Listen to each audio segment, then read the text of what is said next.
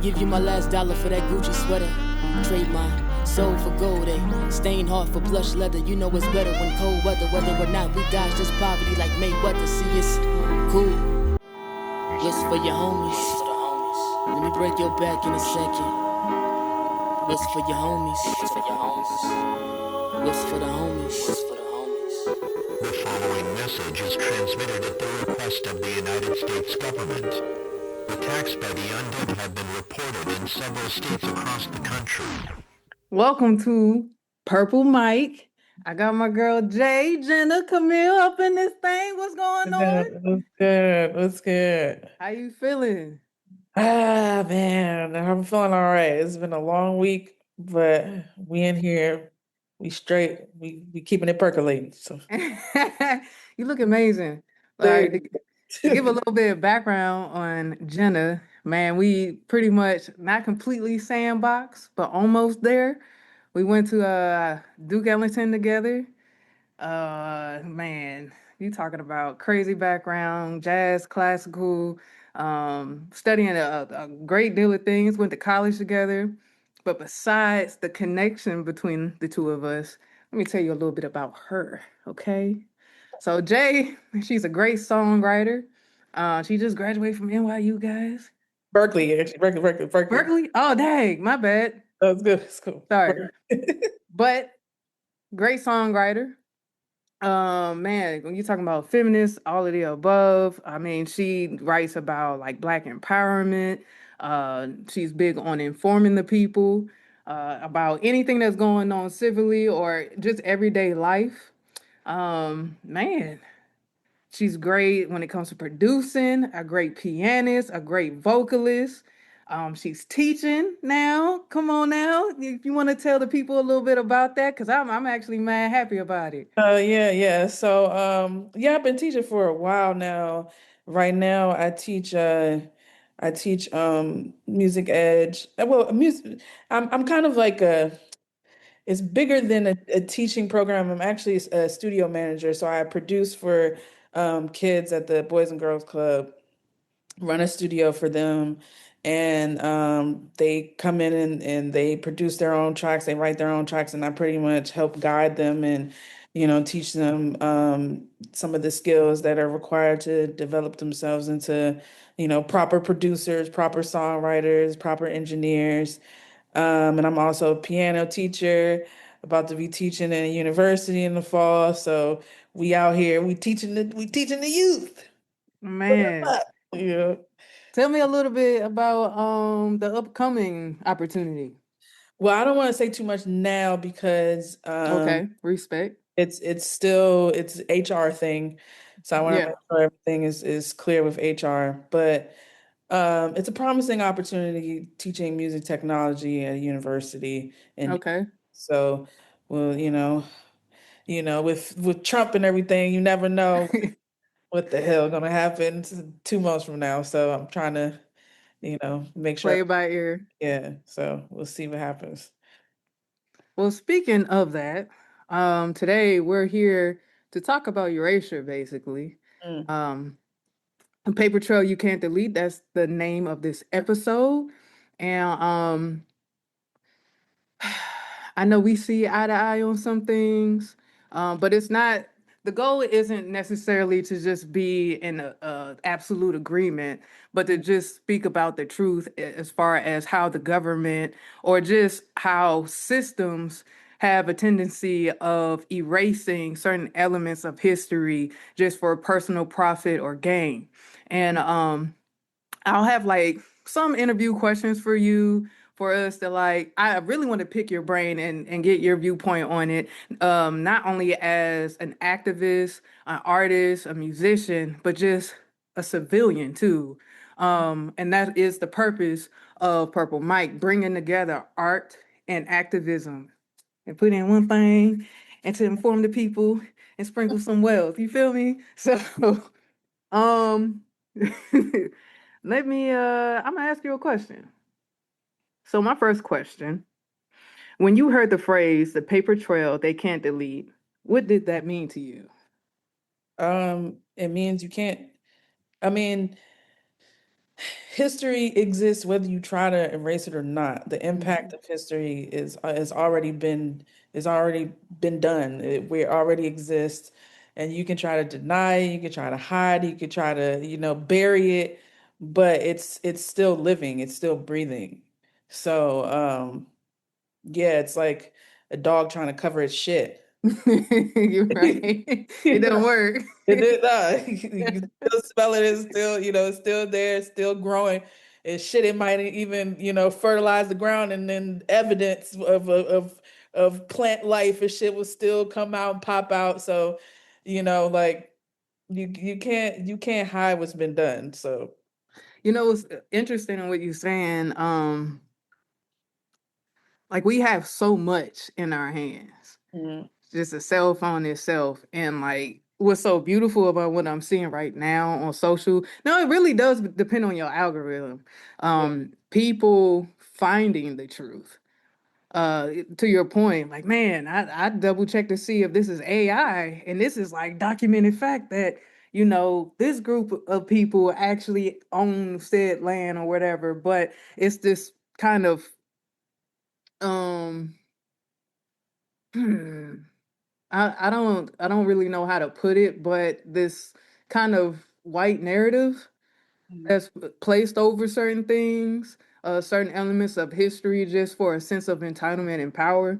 And I'm just loving the fact that people are finding the information for themselves and digging deeper. Not only that, but independent media, when I'm mm, seeing there, is that they are going beyond what is being told to us or what's withheld, and actually finding it through other social media connects, outlets, or just independent, like I said, media. So to your point, that's needed. mm, It's gonna reveal itself. Like you can't keep the truth hidden. Eventually, it just yeah, implodes in itself. yeah. But we also got to be mindful too, and that's one thing that I'm learning on this quest for information, Yeah.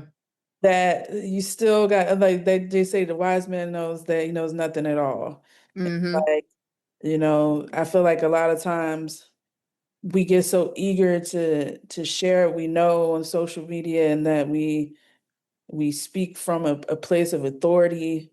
Yeah. Always got to humble ourselves to when we're learning and sharing, and like and knowing that there's still much more to understand about the world we're living in. For sure. That kind of it makes me think about like recently I was talking to someone about me going back to school um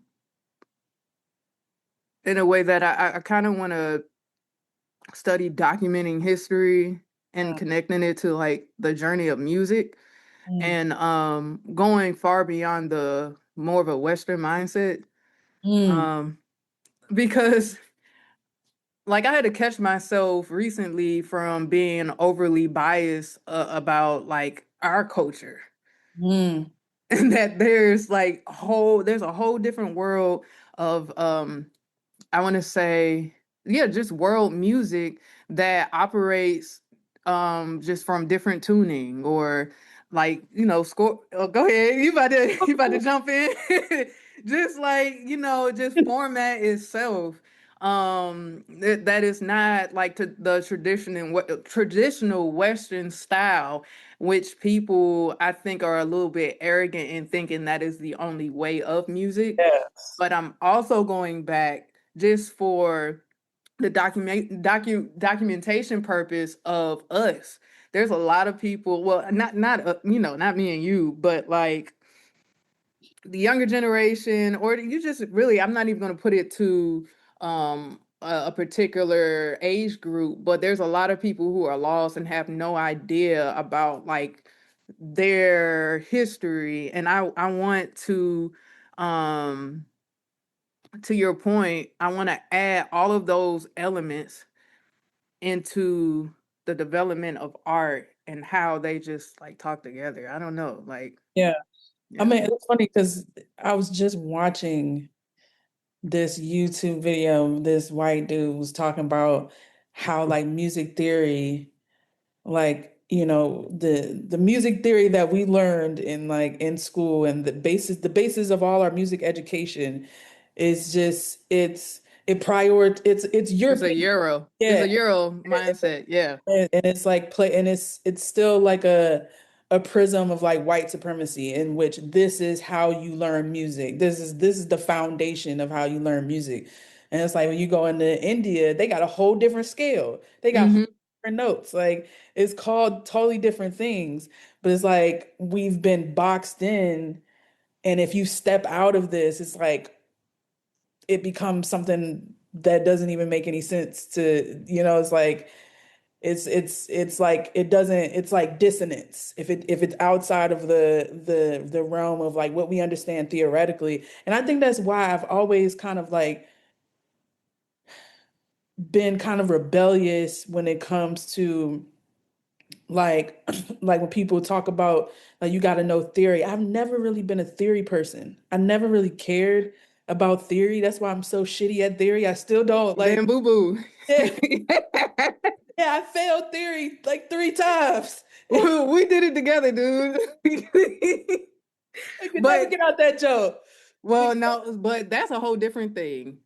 I think, well, we also have instructors that aren't willing to teach students. It's always a thing. It's more of ego. You Mhm. have to learn it this way. It has to be.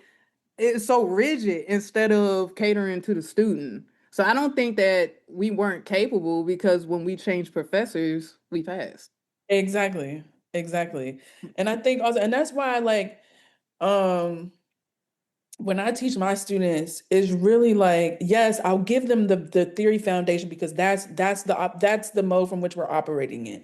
That's where our music is built from. So yes, I think it is important within this context to learn it, but I also teach them to explore for themselves. Like use your own ear and use your own judgment. So like if I, like oftentimes I'll have a student and we'll just be having jam sessions during our piano lessons. Like you just play everything. You just use these notes and play whatever comes to your mind, and I'll follow you. And that just gives them an opportunity to like stop thinking about it and hear it. Because a lot of times when you're thinking about it, it limits your imagination. Because and theoretically it's not, you'll play something and you think it sounds good, but on a theoretical sense it's not supposed to make sense. Like this doesn't make sense theoretically. These notes are not supposed to go together. But it's like if you think it sounds good, I mean, if listen to Cecil Taylor, he plays a bunch of shit that I'm just like, yo, what the fuck are you doing? Yeah. Just like banging on the piano. I'm just like, but it makes total sense to him. So I'm just like, I'm Yeah. about to sit up here and like say that this isn't music, because like it is music. All of it's music, even the most dissonant shit. It's Hmm. still music. It's just like we're trained to hear music major, minor, diminished, augmented. You know what I'm saying? And You it's gotta like have, anything, yeah, harmony to it. yeah, Yeah. anything outside of that is just like, ugh. So it's like it's all subjective to me, honestly. You know what, to your point though, I think that's a sense of erasure though. Yeah. And I'm gonna tell you why. Because I've recently had a conversation with a friend. There's this record that I have, and I was trying to decide, which direction I wanted to go on it. And he was like, yeah, you could call this cat, you got it, to do it, to play it a certain way. And um I was offended by it mainly because it put the piece in a box. Mm. Because you're telling me that it has to be regurgitated information.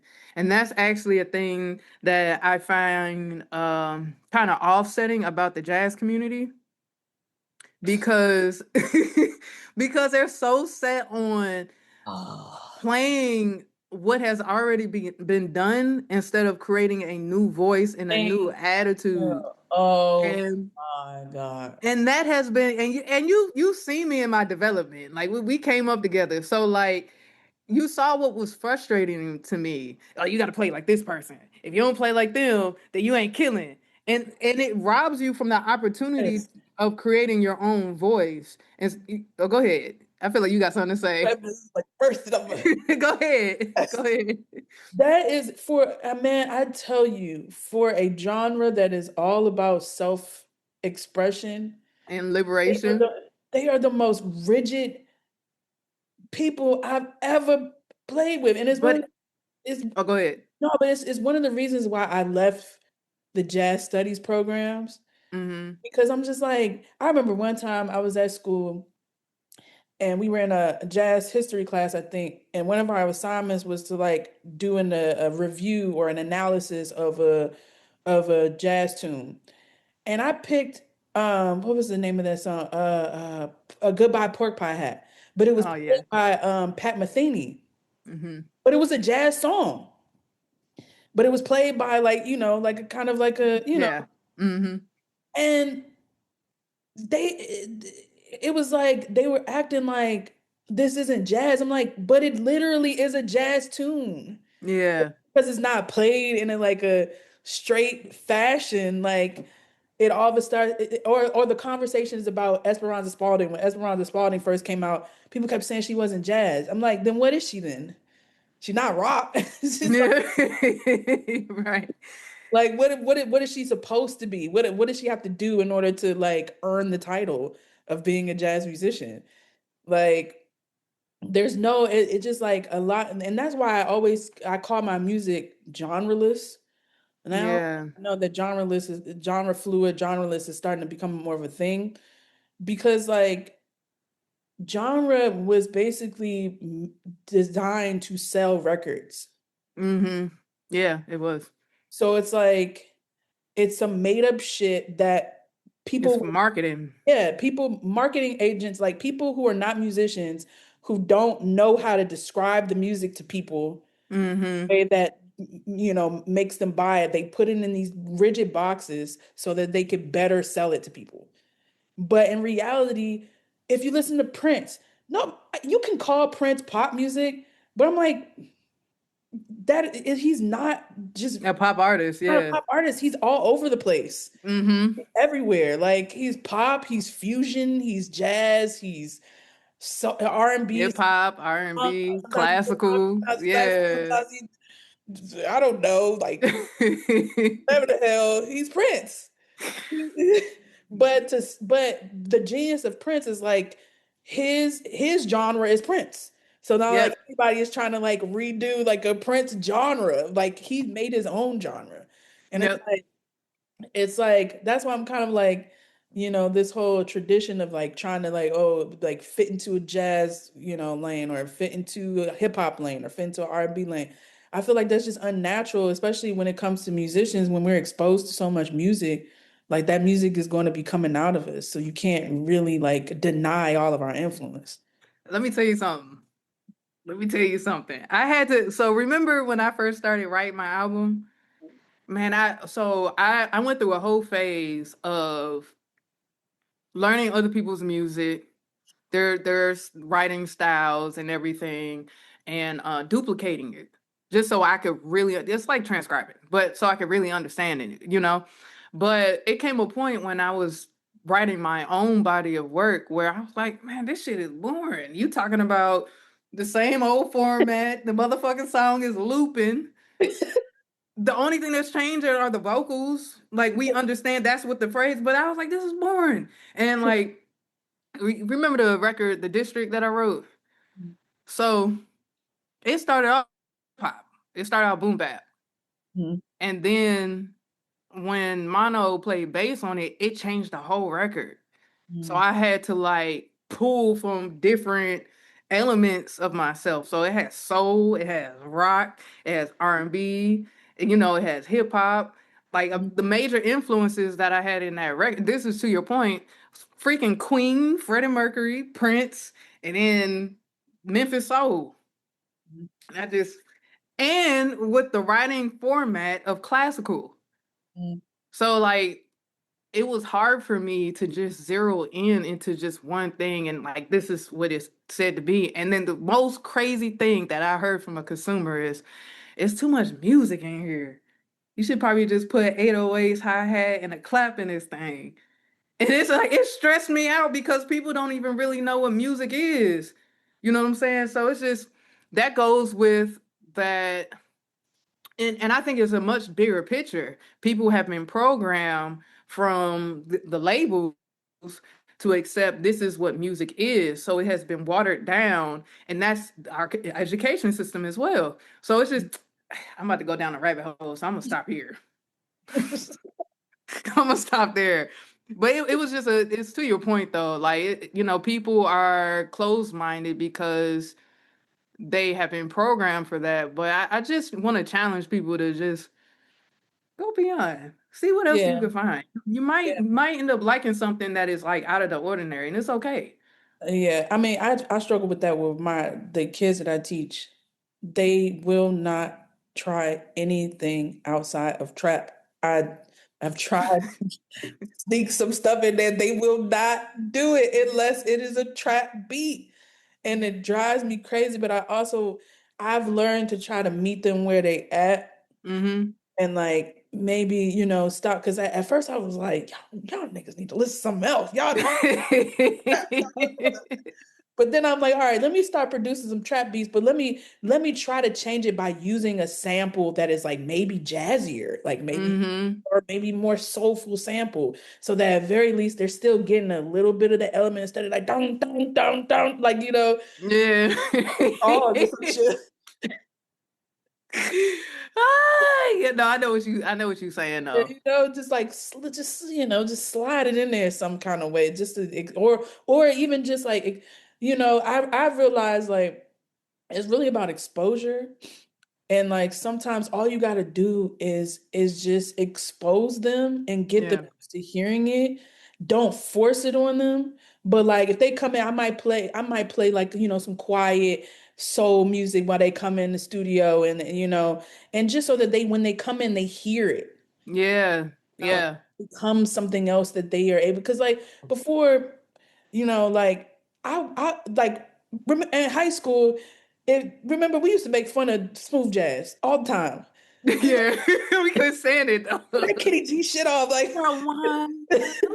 but I actually love smooth jazz now that I'm Older. yeah, I will go with a Tom join the morning show boat or whatever. Like I will listen to that because like my my maturity has allowed me the opportunity to like hear it for what it is Mm-hmm. and like I understand it now. There's an appreciation for Yeah, it. I It has just its purpose in place. yeah. Yeah. Well, it reminded me of just Mr. Yarborough. Oh yeah. ABR. Every Yeah. time we would go into jazz class, he had some other kind of record playing on. It could be hip hop, it could be jazz, classical. He always had something booming on them fat ass speakers. So, yeah, he always had something.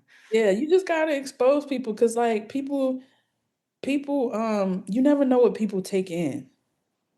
And it's like you could just like or you walk past stuff all the time on the street and you got, posters and images and stuff and all that shit is subliminally being Yeah. ingested. Or when you scrolling on the phone, all that shit is ingested. That's why people's psychology is all fucked up now because of all the shit that we're ingesting all day long.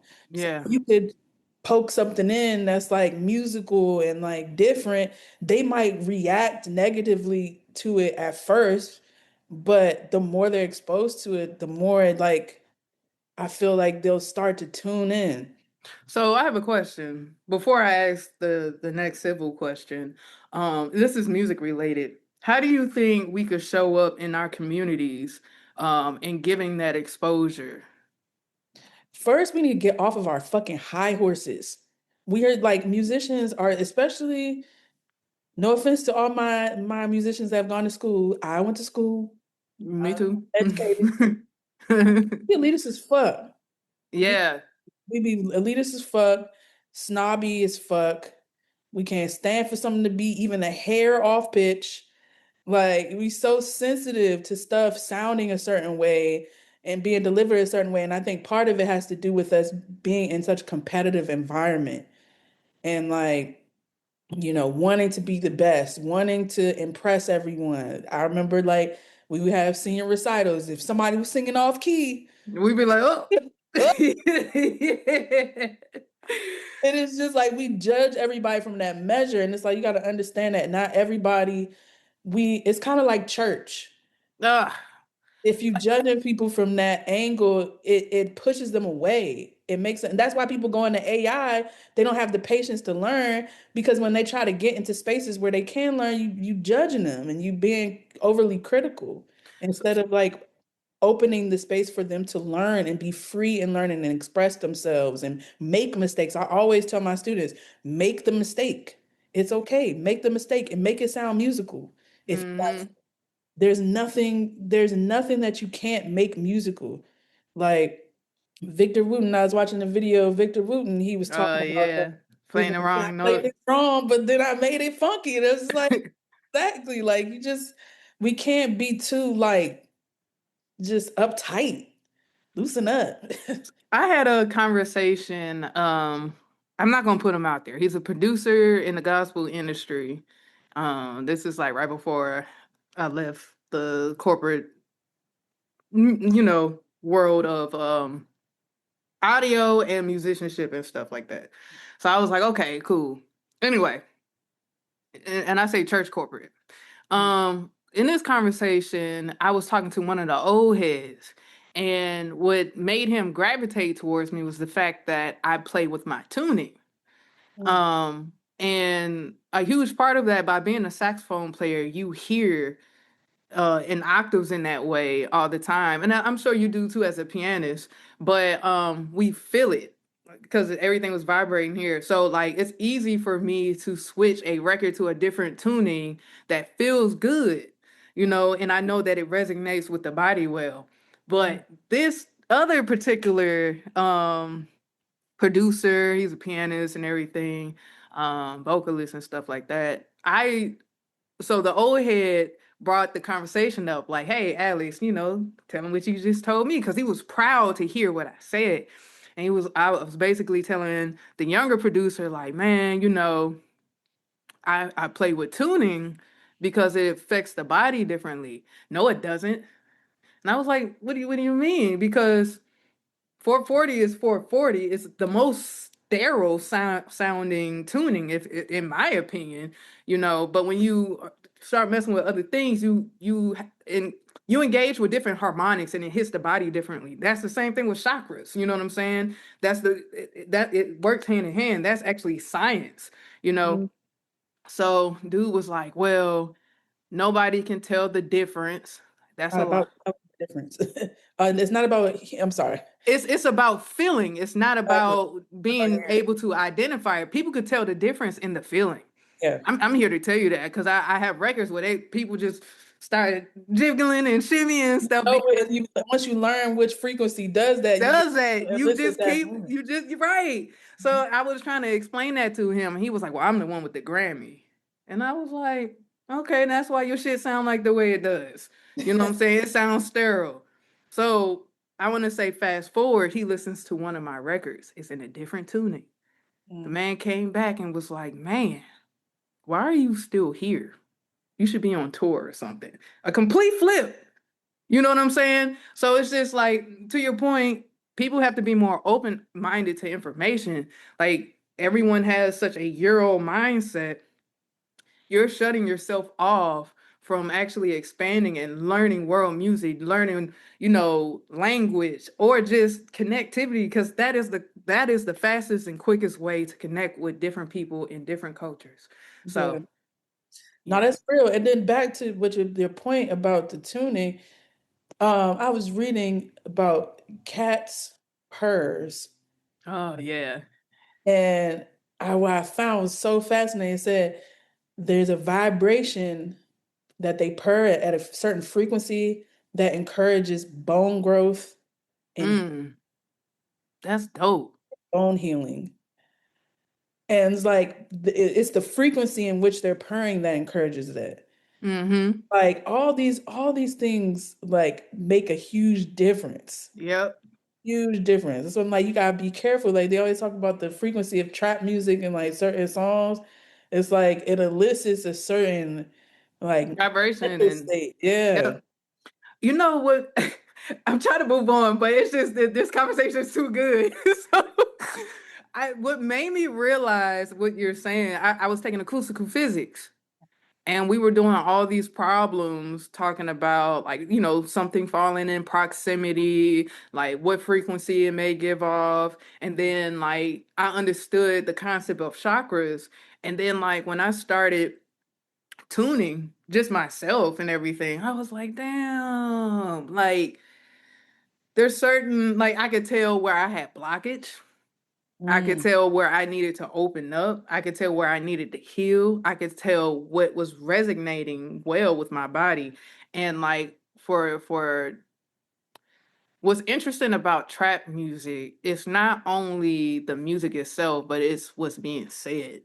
mm, And like if you're and that's the thing about music, either you're here to heal people or to destroy them. And there's really no like there's no in between, and it took me a moment to actually figure that out for myself because I tried to write records like that. I just could not do it. I just went right back to mhm, Dolly, you know what I'm saying, or like real life things, but I could never successfully write a record that was meant to encourage bad behavior.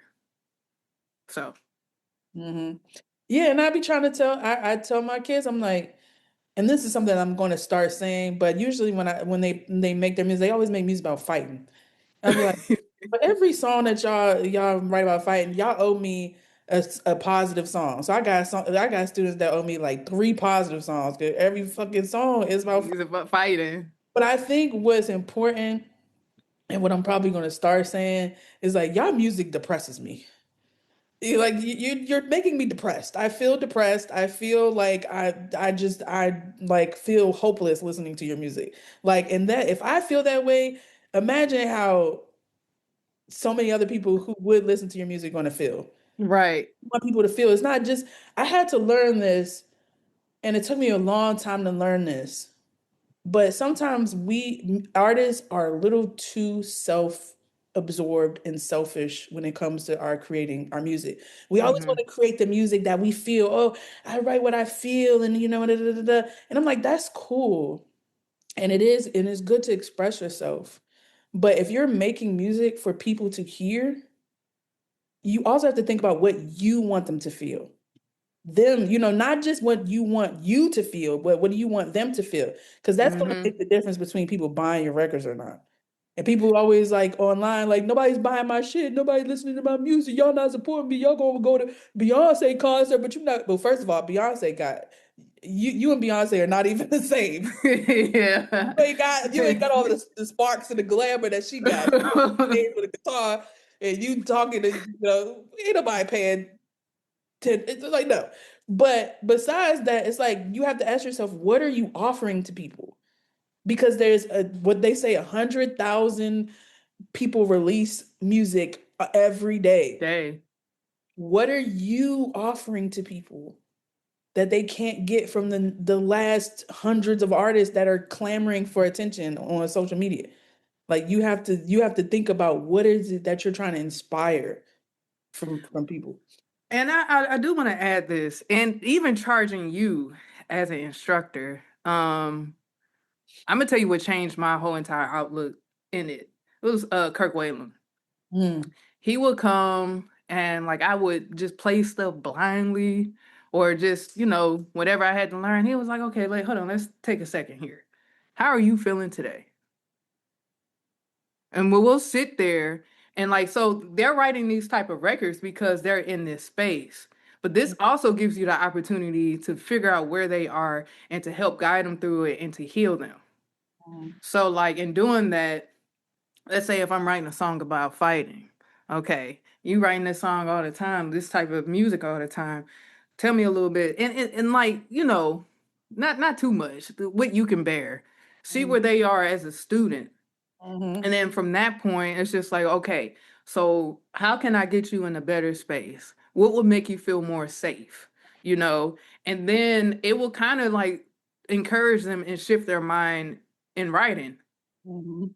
So like, I don't know, I feel like instructors instead of just I'm not saying this is you, but I'm saying just in a general sense, take a moment to sit back and actually see that person because they're truly speaking their truth. It's just like how do we help them navigate that Absolutely. truth? Yeah, how do we help them through that space so that they could be a better artist and a better person and a better person first, and for their soul and their mind to be intact and in alignment. Mhm. So. Absolutely, for sure. That's yes. All Cloud right, here's my next question. Why do you think systems throughout history work so hard to erase, alter, or control records and narratives? records. Oh, because eh, I mean, wouldn't you if you had something to gain gain from It's it? I mean, like for real, it's like yeah, a conquering mindset, though. it is a conquering mindset, but you have to. I mean, it's like I think about. I don't want to get too in deeply into today's current affairs, but Now go for it. I We can. think about I think about just like I asked myself, I'm like, if they really want, why are we even? Because I was reading Fahrenheit 451, Ah, yeah. and I was like, well, why don't we burn books? Why don't they make it inaccessible for us to have access to information? And I think the reality is that because we still seek information. And if we couldn't have access to information, we would probably, that would probably be like the spark that would light the fire. It's like even if you look at Trump's people, they are doing research, their version of research, but they're doing it because they still desire to learn. It's just what they're learning is skewed and favored to a certain, whatever. So they're not going to take away your desire to learn, but what they are going to do is control the narrative, Mm-hmm. control the story so that whatever information you get is skewed and distorted. Because ultimately their survival depends on it. Yeah. They wouldn't be able to survive if we all knew the truth. Like it's really just straightforward. For me, I think the most frustrating thing is that uneasy feeling because I know I'm being lied to. Yeah. And I'm actively looking and I'm like, that's another reason why I'm going back to grad school, just to look for another, not depending on the education, but I'm looking for another way of collecting information and archiving it. Mainly because I want to know the full truth. Um, it to realize that most of my life, I don't want to say it was a lie, but I had spent a lot of time unlearning the stuff that was kind of just jammed down. And I think one person in particular, I don't know if you remember her, Miss Moore. You remember her, Miss Moore? Yeah, yeah, Hamilton? yeah, yeah. Yeah. She was the one who actually cracked my perception on life. Mm, Because that was the most forthcoming instructor I've ever experienced. And in us growing up, because we opened a book. There's this white man as Pharaoh mm. and just smiling. It was crazy. And she was she was like, "You see that? You see?" She made us flip to the damn page. That's how petty she was. She was, "Go on the page, blah blah blah." She was like, "You see that? Yeah, that's a lie. I'm smacking and throwing it in the trash." And these are public books, you know what I mean? That was given to us. I ain't have her class. Shit, I should have had her. Equal. Yeah, she made us throw the book in the trash. I had the And wrong class. who did you have? They don't matter. Equal. You oh You yeah, yeah. had a different version of history. Yeah. Damn. I'm sorry. I had a great version. So, but she made us throw all of those bullshit books out, and um she came prepared with the type of books that she wanted us to read, which was true documentation. And she went out and made sure that it was what it needed to be. And I don't know where I was going with this. Like I kind of like went down a rabbit hole. But But we're talking about basically revisionism. Like, oh yeah, yeah. Yep. So I'm really grateful to have had her as a teacher because now I wouldn't be the person I am today to actually, actively seek the truth that, mm, that we all need. But yeah, no, I think that is the most frustrating thing about what I'm actively living in. It's just like, okay, I could tell this is bullshit. And then being neurodivergent, you can really smell it a mile away. So you just like, okay, yeah, this is a half truth. So let me just, and I'm just taking pieces and I'm just putting it on the chessboard. But I'm looking forward to the day when I can actually, and it's like probably a mad woman type of thing, where I might have like sticky notes and just shit strings and everything all over the place, just so I can figure out what the truth is. That's where I'm at in life. It sounds unhinged, but that's where I am. Okay. I'm just imagining the hair fucked up and everything. Yeah, no, you already know. I'm just sitting there drinking coffee and going crazy. All right. So my next question, I think we can learn from figures like Frederick Douglass, Harriet Jacobs about documenting truth as a form of resistance. How do you see yourself doing that through your music or otherwise? Well, I'm also neurodivergent, uh, Yeah. in a different way. So I've always existed in this space of natural rebellion. Because I don't really have a choice because Yeah, that's like how we're wired. yeah, this is how Yeah. we're wired. So it's like you don't really get to choose to rebel. If you want to live in authenticity, you're rebelling regardless. So I don't really think too much about whether like, oh yeah, I'm about to write a song about rebelling against I just speak my truth. But I have because I'm so aware, I'm so self-aware, I understand that and essentially me speaking my truth is kind of in conflict with, you know, Yeah, brought outside generals. of me. Yeah. Yeah. So I think for me it's just more so like standing my ground and just, being confident and knowing like, okay, this is if I want to express myself, then this is just what I have to do. You know what I'm saying? Like my very first song that I ever released was called Fuck Me. And it was just like crazy. Like I remember one time I performed it at like an open mic and it was like, God damn, like you fuck me, shit. And this is in DC?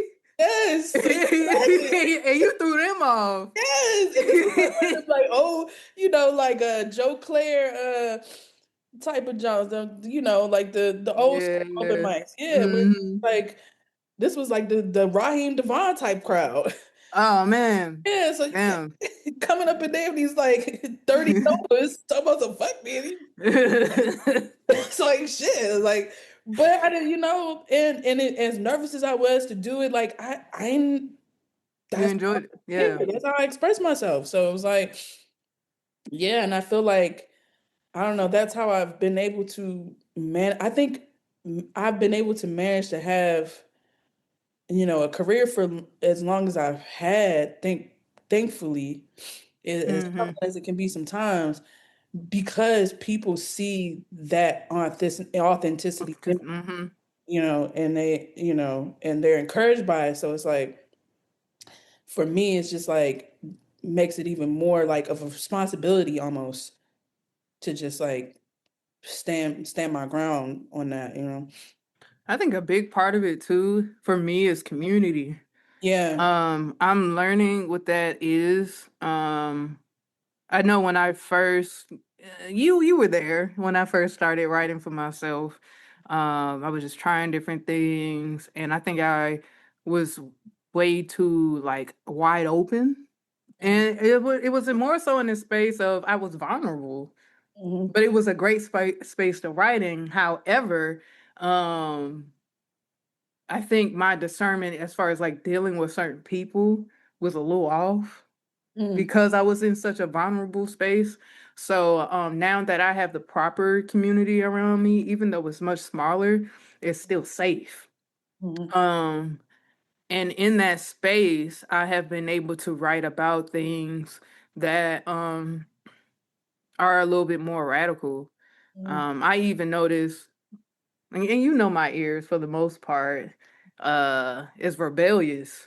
Like and it's rebellion against what is considered normal. Um, Even in like my lyricism, like as of late, I have been writing a lot of records centered around um, telling the truth about where we stand in society, but then also like just personal experiences. But I feel like if I hadn't gone through some of the hardship of finding out who were the snakes and there to use and who was actually there to enhance and help me grow, um, I don't think I would be the person I am today and moving in a space of going forward and like what my artistry will look like going forward.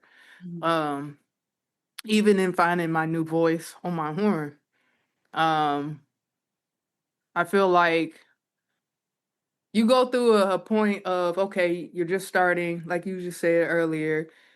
You learn all the standards.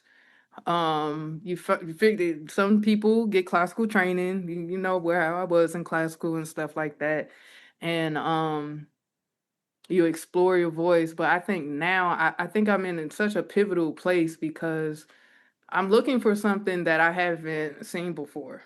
mhm, And I think that is a space that most artists have to embrace, even though it's scary and unfamiliar. So mhm. yeah. Yeah. I mean, there is it, yes, and but it's also like it's also a very conscious choice. Like I really like artists like Kaylani, Yeah. um, because like she could have really threatened her career by speaking out on like what's happening in Palestine. I mean, she had some losses, but I really appreciate the fact that she did that and she's still excelling. Mm-hmm. And it should go to signal to all the other people like you can, like you don't have to just like be afraid to like speak truth to power. Yep. Like you see there's so many examples. Even Duran Bernard, like Duran Bernard is not like openly like fight the power, but him just being himself, just Yeah. openly queer man, just almost like a theater kid. Confident. Yeah. Yeah, like, but he's excelling, and it's just like everybody has been like, the industry is so like stuck in this box, and like artists are afraid to go off trend, and now it's trendy to like be super like out there and like do weird shit. Like now that's the trend. Like now everybody's Mm-hmm. trying to out weird everybody, and it's just like, you Just know, be yourself. yeah, just be Yeah. yourself, and like you never know like what how much power you can gain from that. And Mm-hmm. afraid that you're gonna piss somebody off. Yeah, you're gonna piss people off regardless. That's people get pissed off over everything, So I also think it's about the dollar for a lot of people. yeah. People and like I was talking to someone about this not too long ago, like how I've seen a lot of people in our industry uh pretty much chase for an empty box, and really is what you make it. Um it's like, oh, connects. I'm connected to this person. I'm connected to this person. And like, okay, that's cool. But it doesn't tell me who you are as a working person in the music industry. Mhm, You could have all the connects in the world, but what's your impact? And that is the part that you have to hold on to. And the other part outside of like self-identity is also realizing that connectivity and family matters most too. Mhm. And by moving away from that home center, you become kind of engulfed in how much you can make Mhm. and what societal norms are. It robs you from the opportunity to be as impactful, what you're actually sent here to be and do. But that is being kind of drowned out and suck into the corporate mindset. Like I recently just worked a corporate gig, and this is why I left corporate America. Mhm. It was so chaotic. Mhm. And I felt so good to be a damn contractor in that moment. Everybody's running, this it's insane. And they're like, oh my God, the CEO is coming here. And I'm like, that motherfucker put on pants just like you do. All right. The only difference is the pay scale. Mhm. And that's even questionable because why is that person making bukus of money and you sitting there stressing yourself out, damn near got cancer because you're putting this place or the sense of belonging before you as a person. And that it's just everywhere. I don't Mhm. know. I don't want Mhm. to go too far about corporate. You know how I feel about Yeah. Oh yeah. it. um, okay. Here's my next question, bud. What are stories, emotions, and histories that official systems sometimes try to ignore or rewrite that you want music to preserve? That's damn. Deep in that one. Um, How would you answer that question? I think I got some things. So the main reason why I'm going back to school is for African American studies, and I even kind of feel a way about that term. But my main goal is to inform us about how rich we are because a majority do not know how much power we actually hold, um, even like civilly. And it's such a like I was watching somebody, I can't remember whose podcast it was, but they were talking about how a lot of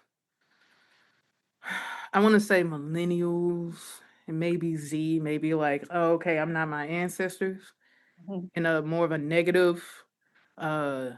framing. Yeah, I hate that. And but what's so crazy about it that none of them were weak.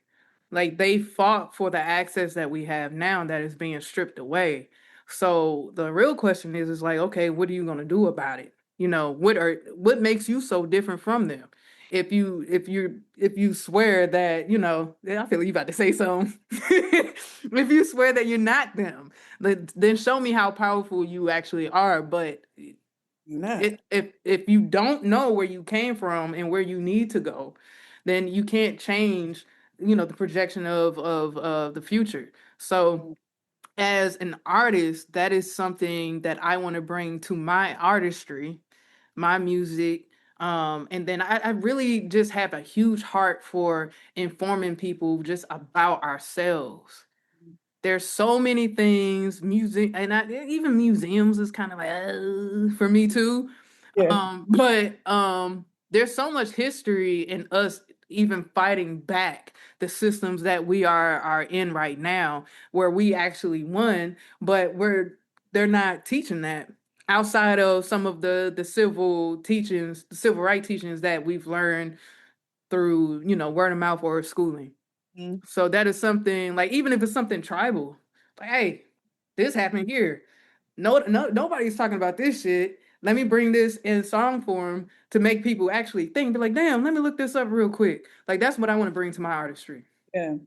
Yeah. I mean, I remember when I went to Algeria and I always tell this story because this shit fucked me up. I was so like, wow.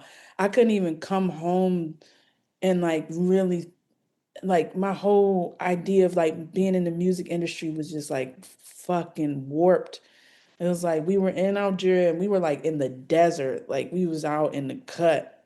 Mm-hmm.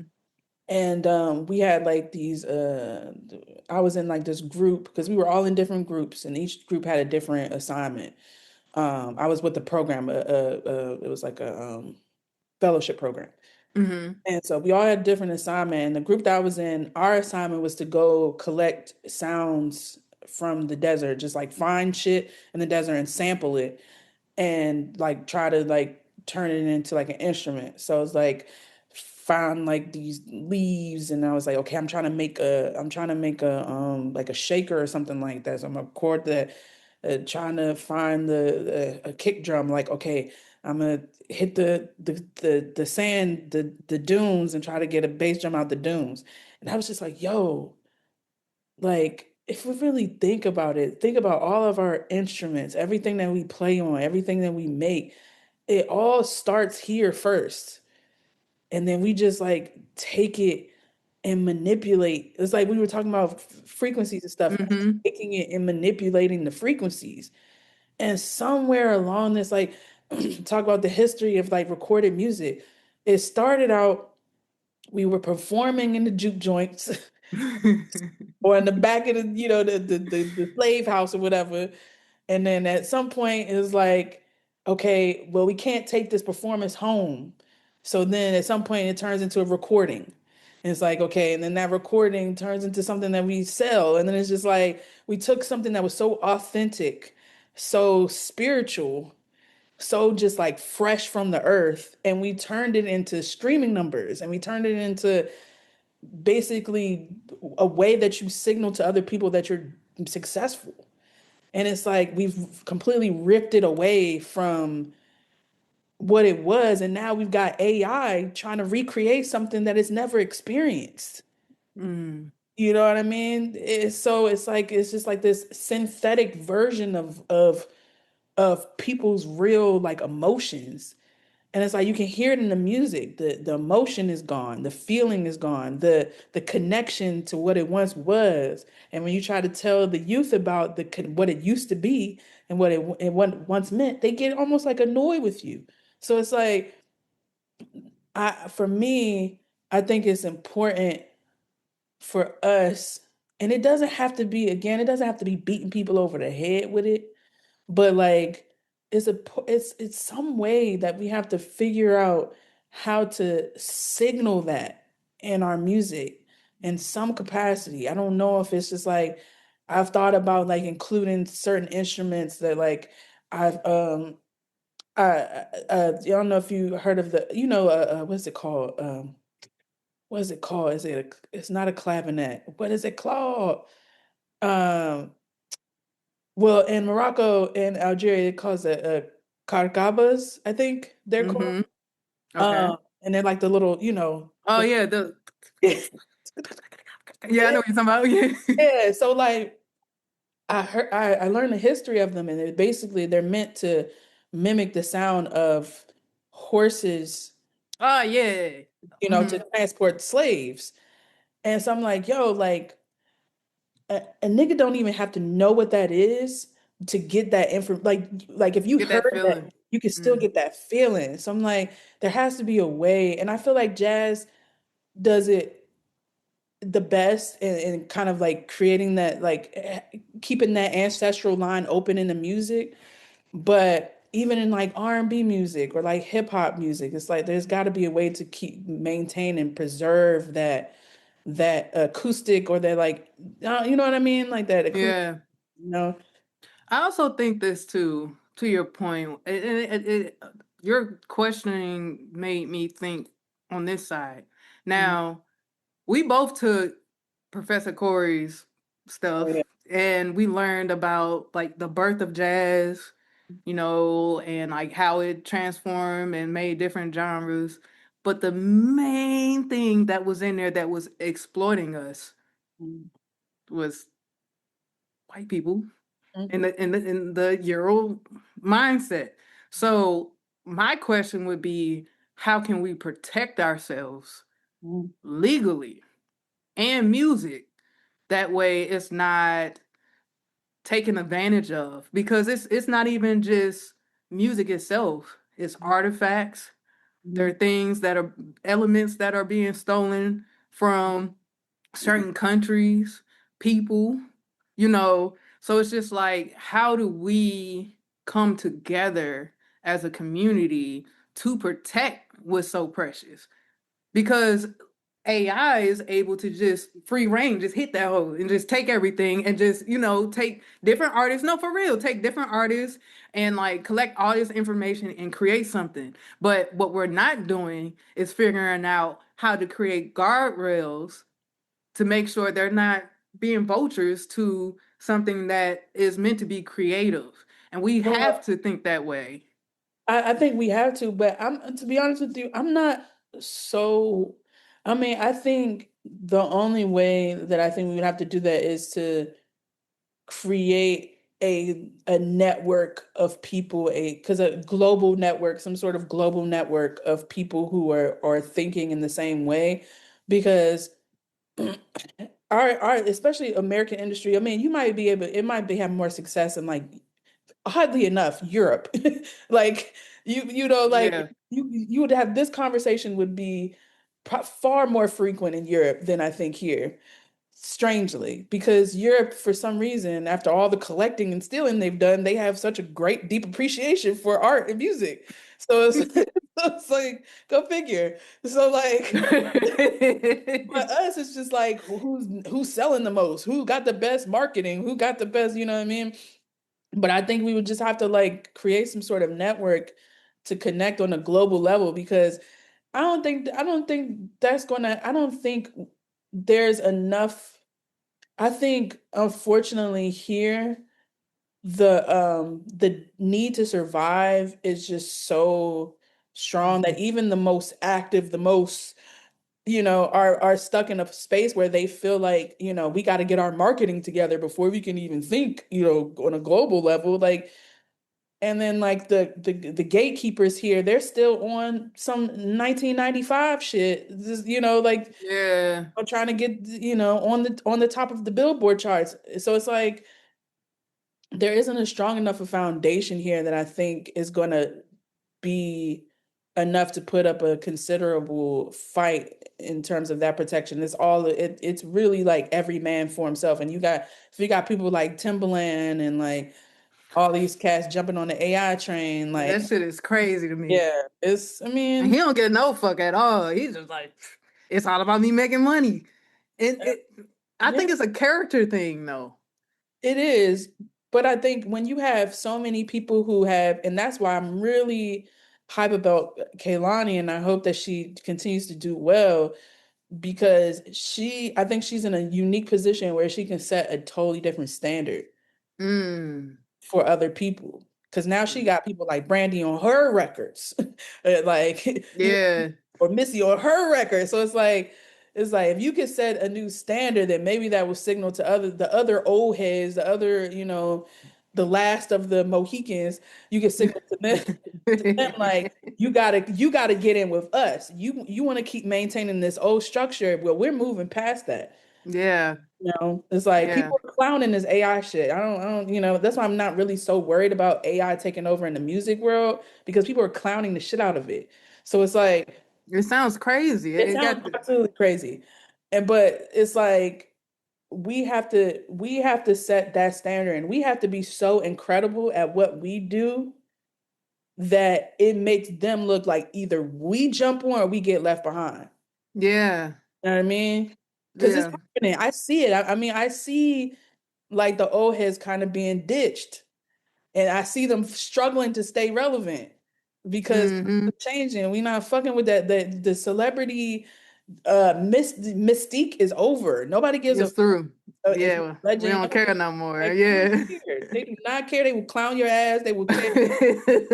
It's it's a frenzy out here. So it's like I think that's the way that we protect ourselves, by being Yeah. fucking incredible, and being so undeniably incredible at what we do, and then continuing to build that network of other incredible ass motherfuckers that ain't, about So that. a revolution, Basically, another revolution in the arts. That's yeah. what's okay. I'm with you. Basically, I mean, that's what the Harlem Yeah, Renaissance it's a was. That's what the yeah, Disney Renaissance was. People don't even realize there was a Renaissance here too.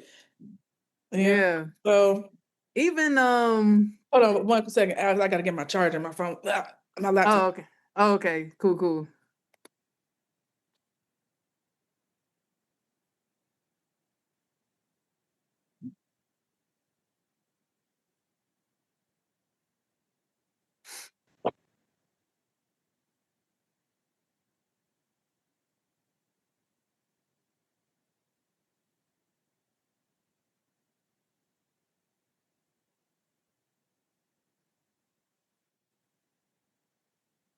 All right.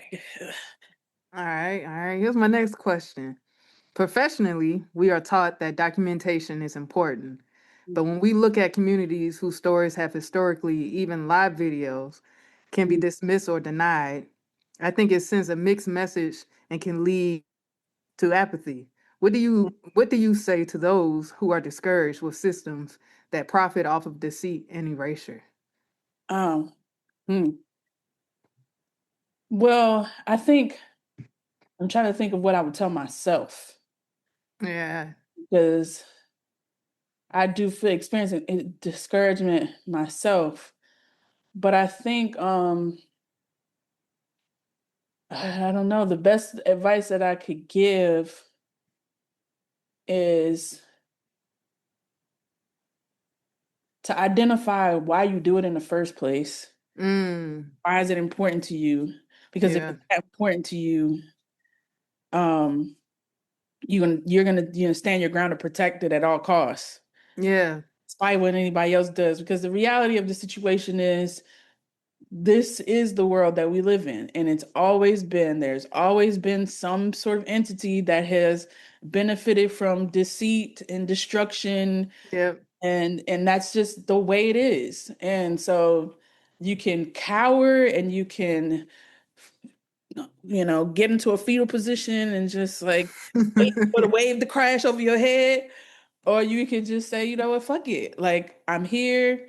This is what I believe in. This is what's important to me. I'm going to stand 10 toes down on it no matter what, even if I get crushed trying to do it. Like, Yeah. it happens to the best of us. I mean, I'll look at all of our freedom fighters.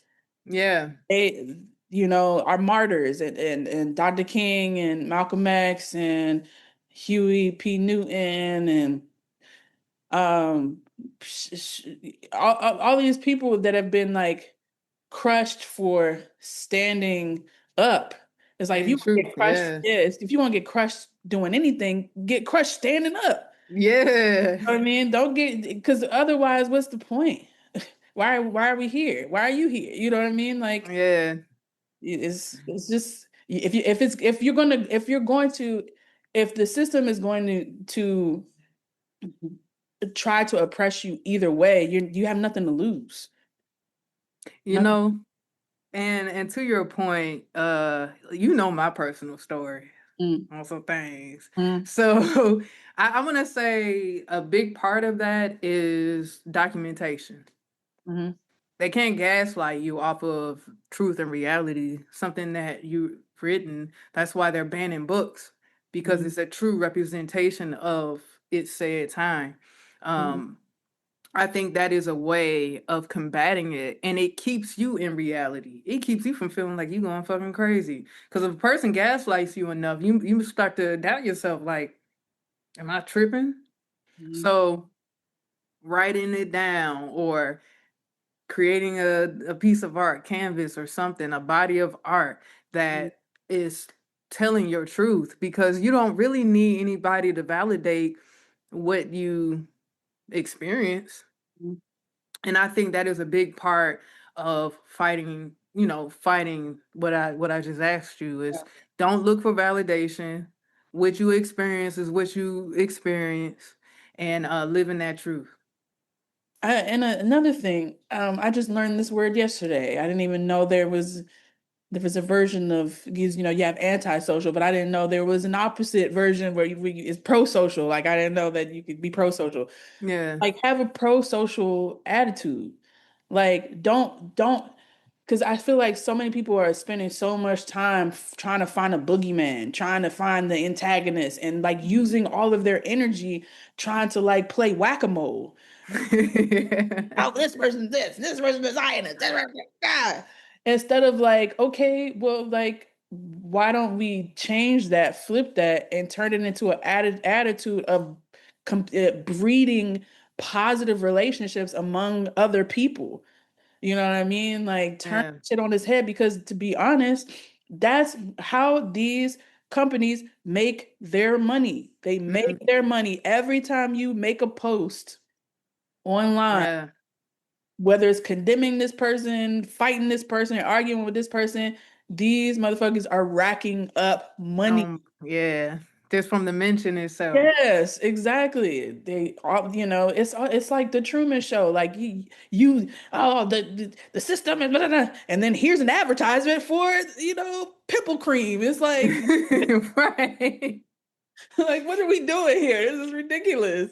It's ridiculous. So I think we need to go back to having more of a pro-social community and real community. I'm not just talking about community with other people who think the same shit that you do, because all that it's going to do is just like keep you in this bubble. A cult.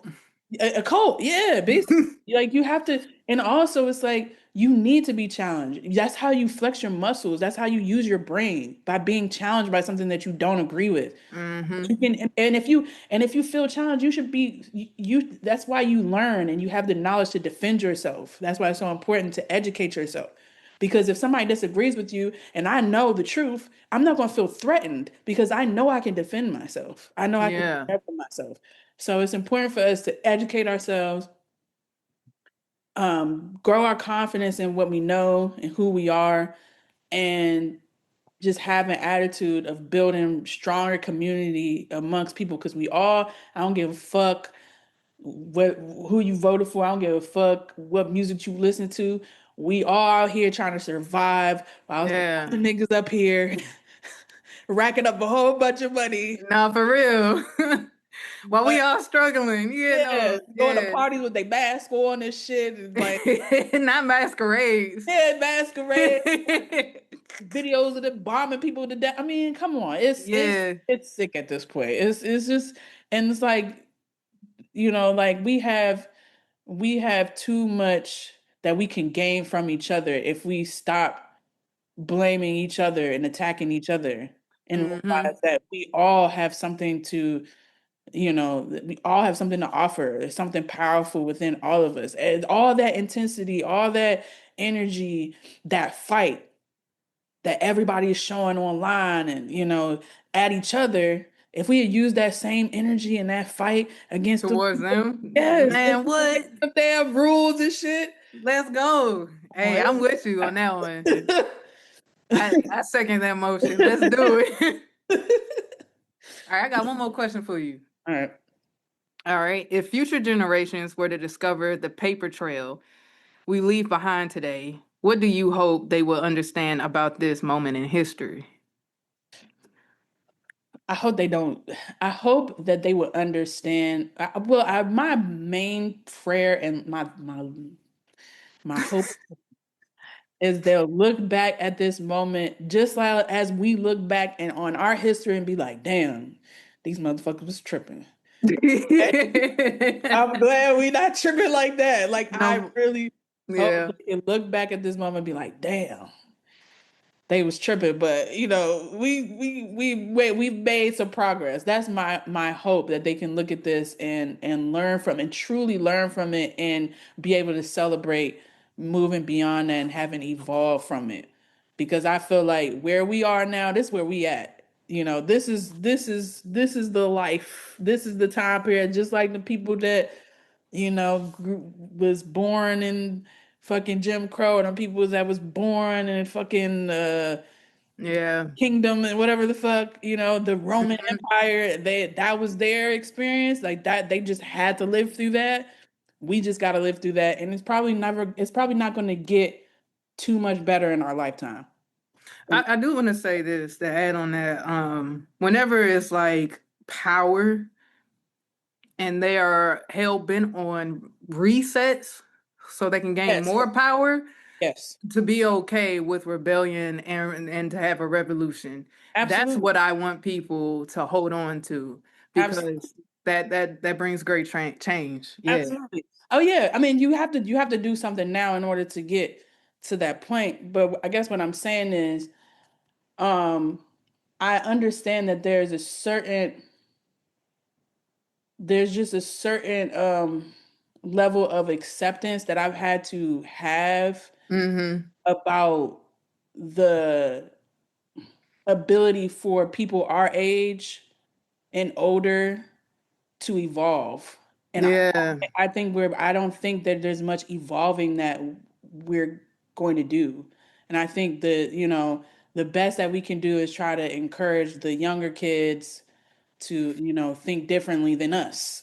Yeah, for Look sure. differently than us. Because I've learned that our generation, I know we feel young. We are young, but Yeah, but we not really we we came up not a at a spring time where chicken. it still wasn't that cool to be like openly gay. Like it wasn't, I mean, it was Yeah. cooler. It was a little easier, but we weren't that far off from them like not wanting to fund AIDS research and letting a bunch of people die from AIDS.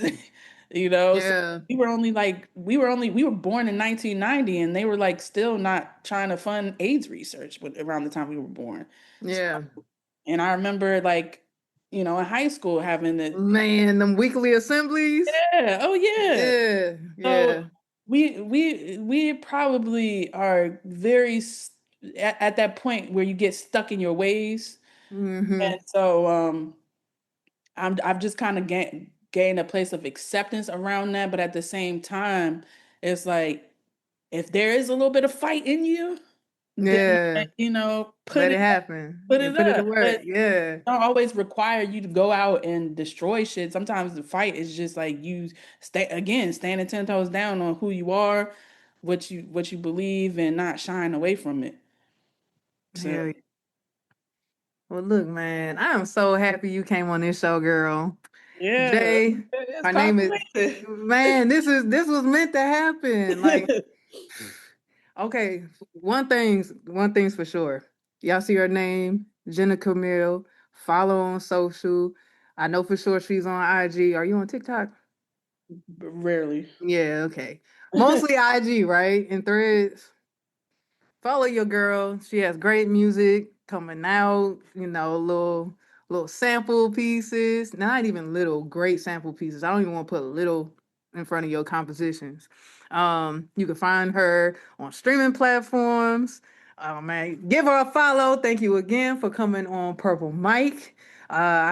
Give us a follow, a click, a Hell yeah. subscribe, all of the above. I cannot wait to work with you again. Hopefully, I could put you on an upcoming show. It's the listening room where we have an intergenerational conversation about music and civics. If you would love to come on there, I would love to pull you on.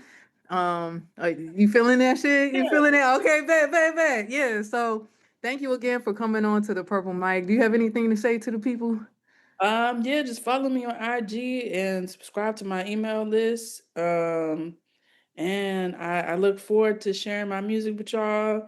I hope you like it. Hope you enjoy it and stay up and don't let the band bring you down. Yeah, no, for real. Once again, thank you for coming to the show. Like and subscribe, Purple Mic. Thank you guys. All right.